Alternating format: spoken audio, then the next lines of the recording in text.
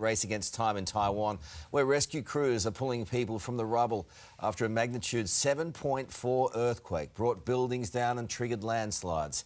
And this hour, new video of the moment cars are caught in the firing line of one of those landslides.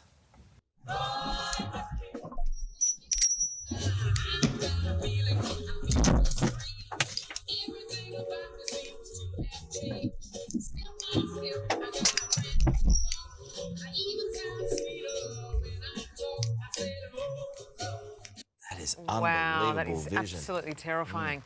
US correspondent Alison Petrowski is following this story for us. Ali, we've just seen some incredible pictures there, absolutely devastating scenes in Taiwan.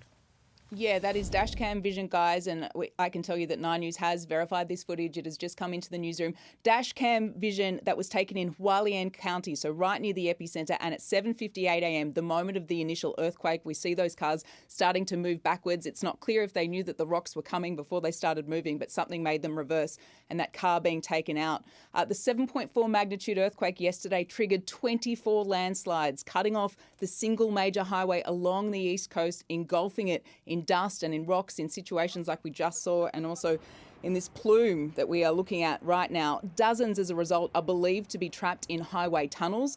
The fire agency says they also lost contact with 50 people travelling in a minibus along that road at the time of the earthquake. Now, guys, we've been talking this morning about aftershocks. They are really hampering search efforts today. 200 aftershocks so far, some of them nearly as strong as the initial earthquake itself, as high as 6.5. And every time that the aftershocks happened, our rescue workers have to down tools, move away from the buildings, make sure that they don't collapse, because like that one there in Hualien City, it is teetering on the brink. 50 people have so far been plucked from Hualien City's buildings, another dozen believed to still be inside. And Taiwan's fire agency this morning now saying they believe that 71 workers are currently trapped in 2 coal mines in Hualien City. And guys, with so many trapped, so many injured, it is likely that death toll is likely to climb through. That is 100% right. I mean, it's probably going to be hundreds. Literally, when you see the near misses everywhere across Taiwan, including that one that we've just been verified in the last flood. This is obviously we're listening here to the radio inside the car, but there are so many near misses just here. Look at this again.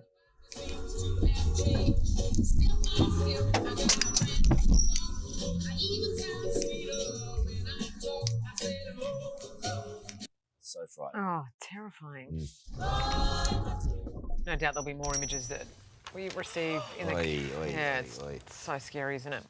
All right, we'll bring you more as it comes to hand.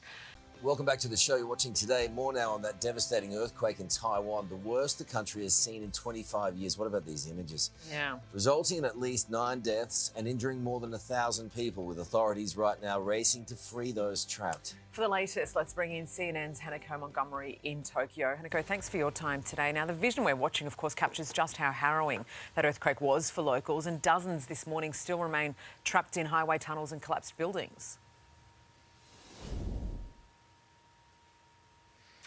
Yeah, I mean, we're still getting preliminary reports about the extent of this damage, but from what we know so far, at least 9 people have been confirmed dead, and more than 900 have been left with injuries. Now, we also know that 137 people are still trapped in Hualien County, which is very close to the epicenter and where we're seeing most of that significant damage take place. Now, according to the Taiwanese authorities, most of these people trapped are located in a mining area. So the Taiwanese authorities have dispatched and deployed military troops and have been coordinating with local governments to try to get those people out.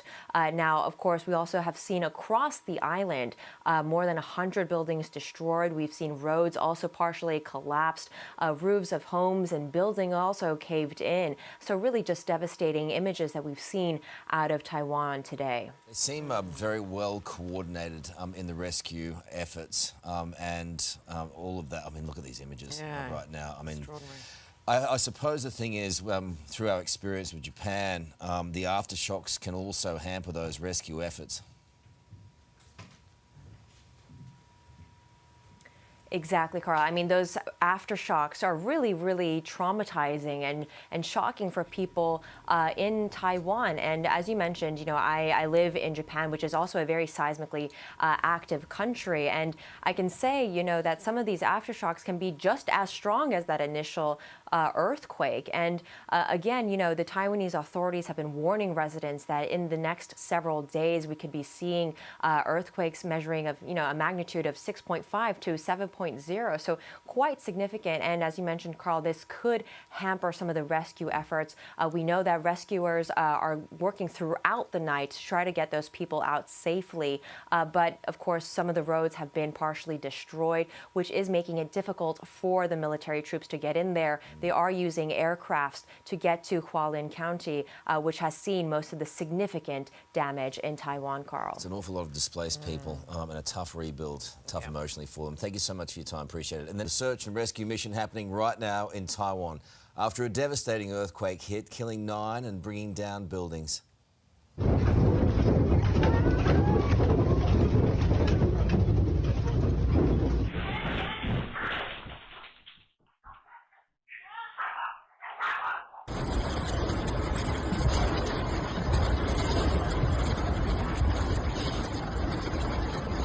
Scary stuff, isn't it? US correspondent Alison Petrowski is following this story for us. Ali, this is a race against time. Yeah, good morning to you guys. More than 100 people remain trapped in buildings, trapped in mines, trapped in highway tunnels. Rescue workers going around the clock to try and get those people out, particularly from these apartment buildings in Hualien City. Some of them left, as you can see, tilted at 45 degrees. So precarious there. 50 people have so far been plucked from buildings in Hualien City, guys. But the rescue efforts, as we have heard, are being hampered by these constant aftershocks. More than 200 aftershocks so far. Many of them magnitude 5, so incredibly strong. Taiwan's fire agency are now saying at least 71 people are also trapped in 2 mines, which is highly concerning. Taiwan's so used to earthquakes, it constantly deals with seismic activity, but this was a particularly big one, a magnitude 7.4.